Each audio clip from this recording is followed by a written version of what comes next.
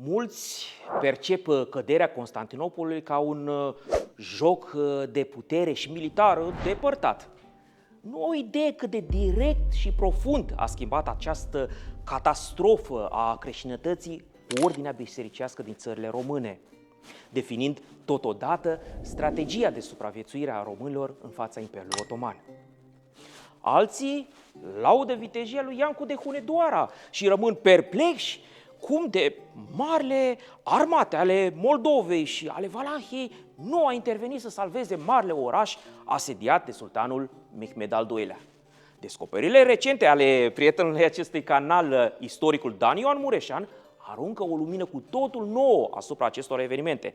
Românii au participat într-adevăr la acest asediu, însă nu modul în care unii dintre dumneavoastră poate ar vrea să audă. Rămâneți cu mine până la capăt și veți afla detalii spuse pentru prima dată în spațiul public. Capcanele legendei.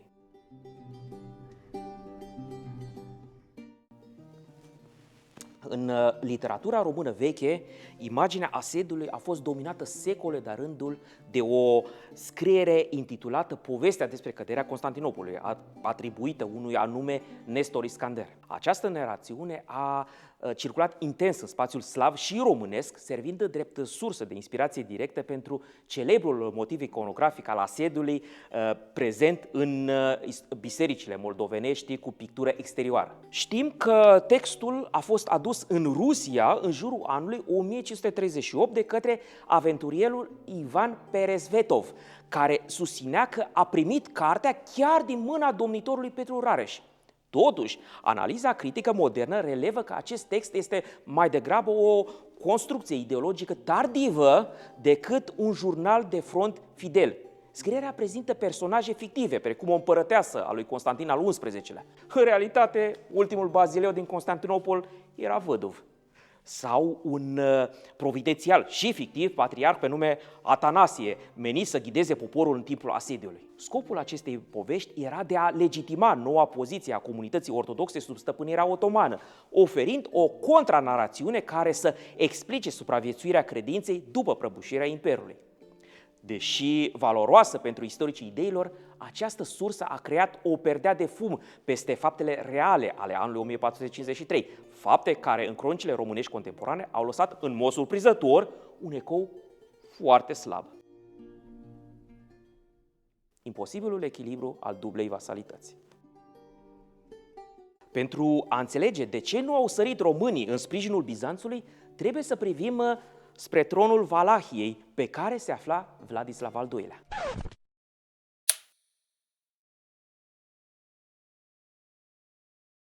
Mulți dintre dumneavoastră ați fost foarte interesați de armele scoase la licitație de Herman Istorica și prezentate în clipurile noastre. Avem vești mari pentru obiectele achiziționate de români care vin din partea noastră. Casa de licitație va dona canalului și proiectului nostru o parte semnificativă din comisionul încasat de la câștigătorul respectivului obiect. Credem că aceasta este cea mai eficientă metodă de a sprijini financiar canalul favorit. Dați un ban, dar aveți și ceva frumos de pus pe perete ori în vitrina din încăperea în care obișnuiți să ne vizionați clipurile. Există obiecte pentru absolut toate buzunarele, bineînțeles cu autenticitate garantată și cu acte în regulă de la liderul mondial pe acest segment de piață. Răsfoiți deci online catalogele de licitație și urmați instrucțiunile de pe site privind înregistrarea la licitație, condițiile și modul de licitare. Pentru mai multe informații, nu ar strica să vă abonați și la canalele oficiale de YouTube ale Herman Istorica. Nu uitați să menționați că veniți din partea noastră. Acesta fusese instalat pe tron în 1447 de către Iancu de Hunedoara, după executarea lui Vlad Dracul, cu misiunea de a lupta împotriva otomanilor, protejând astfel Transilvania de incursiunile acestora. Însă contextul internațional s-a schimbat rapid, ceea ce a dus la încheierea unei păci între unguri și otomani în 1451, pace ratificată anul următor la Adrianopol. Acest tratat a impus un regim juridic hibrid. Vladislav îi datora sultanului tribut și servicii militare, în timp ce, față de Ungaria, păstra obligațiile de ascultare și serviciu. Tensiunea s-a acutizat în 1452, când Vladislav al II-lea a operat o reformă monetară radicală, aliniind moneda valahă la asprul otoman în detrimentul ducatului maghiar, fapt ce a dus la o ruptură economică cu Iancu de Hunedoara. Moneda aceasta era, ca greutate și puritate a argintului, peste echivalentul celor similare produse în Transilvania și în Ungaria și deci un concurent periculos pentru acestea. Fiindcă, precum știți, oamenii preferă cele mai bune valute de pe piață. Această basculare economică a fost urmată imediat de represalii, Iancu confiscând în 1453 feudele transilvanene ale domnului Valah, Făgărașul și Amlașul. Astfel, în momentul în care Constantinopolul era atacat, Vladislav al II-lea era preocupat cu salvarea propriei pieli și cu necesitatea de a gestiona relația cu cei doi suzerani ai săi, români de ambele părți ale zidurilor. Înainte de a vă revela ce a descoperit prietenul nostru Dan Ioan Mureșan, să vă împărtășesc entuziasmul meu legat de domeniile Davidescu. Vă tot laud acest produs pentru că suntem absolut fascinați de el. Numai că, vedeți, am cam ajuns la fundul butoiului și domeniile Davidescu trebuie să ne ajute. Altfel, cum vom fi în măsură să fim vizitați de cea mai inspirată muză a istoricilor? Acestea fiind spuse, mulțumim încă o dată domnilor Davidescu pentru că ne sponsorizează și ne susține munca de editare și de finanțare a acestui canal pe tot parcursul acestui an, iar dumneavoastră vă urez, așa cum răposatul meu bunic obișnuia să facă, și când o fi mai rău, așa să ne fie. Ca la 4 dimineață, când se duc oltenii în piață.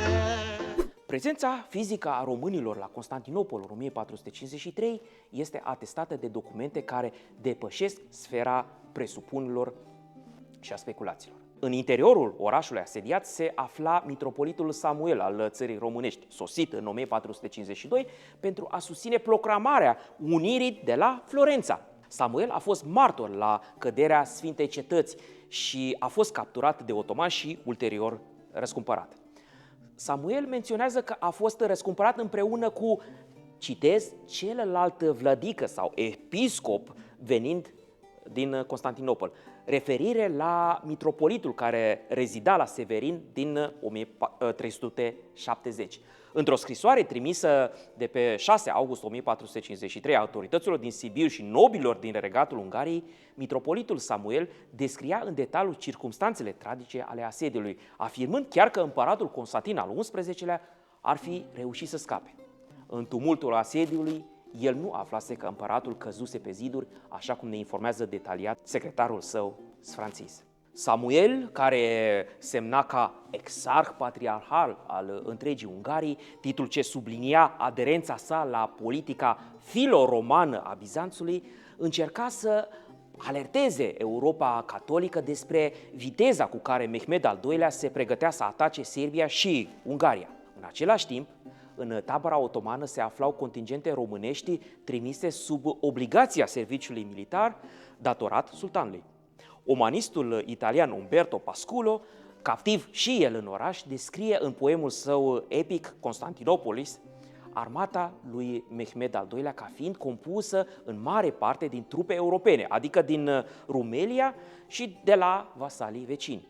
El menționează explicit participarea Daciei, definită ca regiune fostă posesiune a coloniștilor romani, de la nordul Dunării.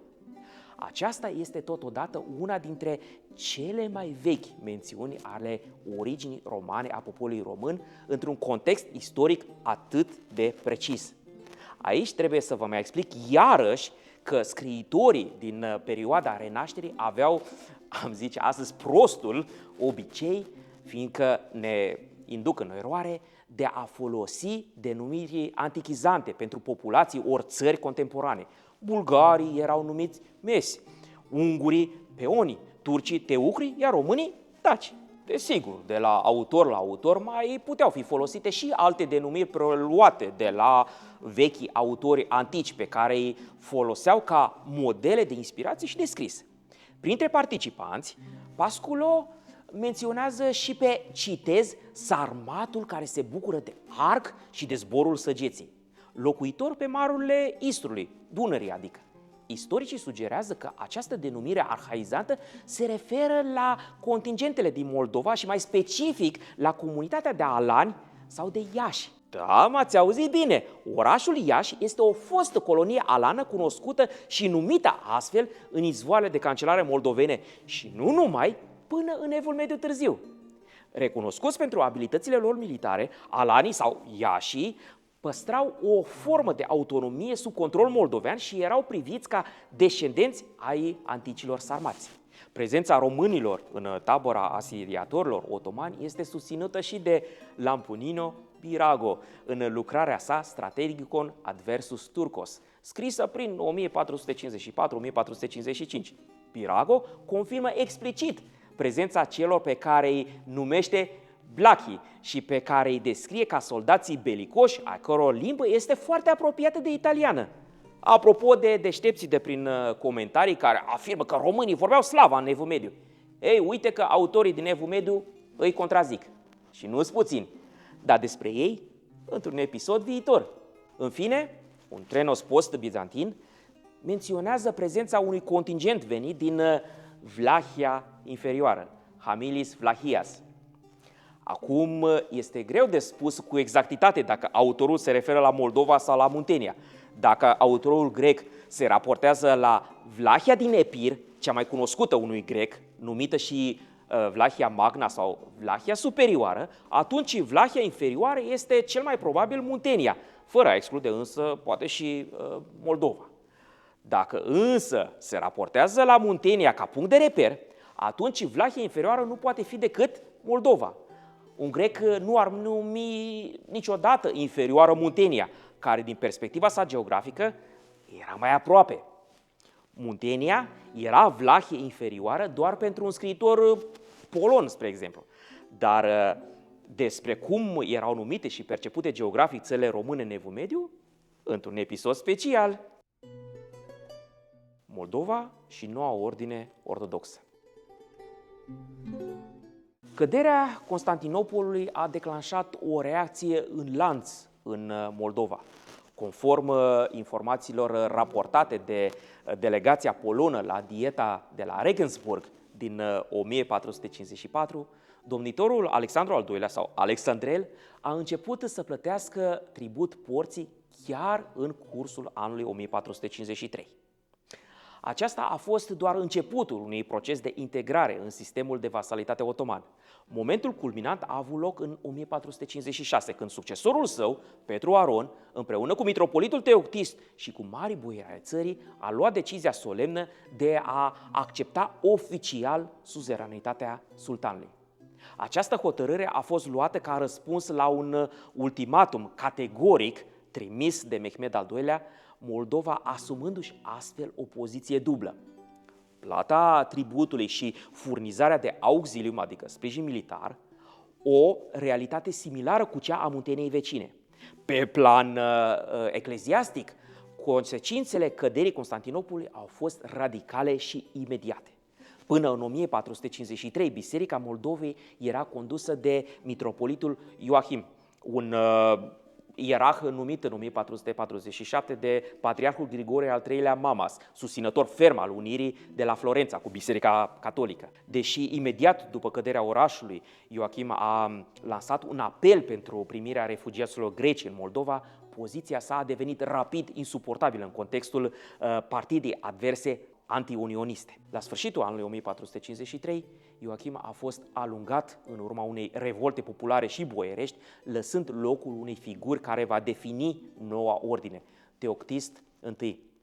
Instalarea lui Teoctist pe scaunul mitropolitan de la Suceava a marcat ruperea definitivă cu politica unionistă a fostului imperiu. Teoctist, un discipol al lui Marcu Eugenicos, marele oponent al unirii, a fost hirotonit într-un mod excepțional, fiindcă fusese numit de sultan patriarh al Constantinopolului, dar nu era confirmat încă de sinodul mitropoliților greci. Gennadios Scolarios a emis o dispensă prin care a permis ca Teoctist să fie hirotonit de Nicodim, arhiepiscopul patriarh sârb de la Peci. Acest act a fost simbolic pentru noua ordine ortodoxă, o biserică ce respingea legăturile cu Roma și care își căuta legitimarea într-o rețea de solidarități ortodoxe balcanice, aflate sub protecția sau sub controlul direct al sultanului. Era definit astfel cadrul internațional în care Moldova avea să existe pentru următoarele secole.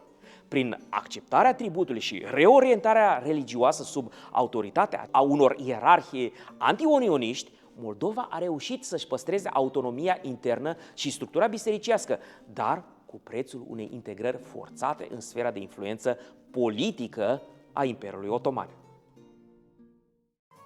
Sunt dr. Adrian Gheorghe, membru al proiectului internațional de cercetare Corpus Draculianum, care se ocupă cu strângerea, editarea, traducerea și, bineînțeles, interpretarea tuturor documentelor de orice natură și proveniență de la și despre Vlad Țepeș Drăculea.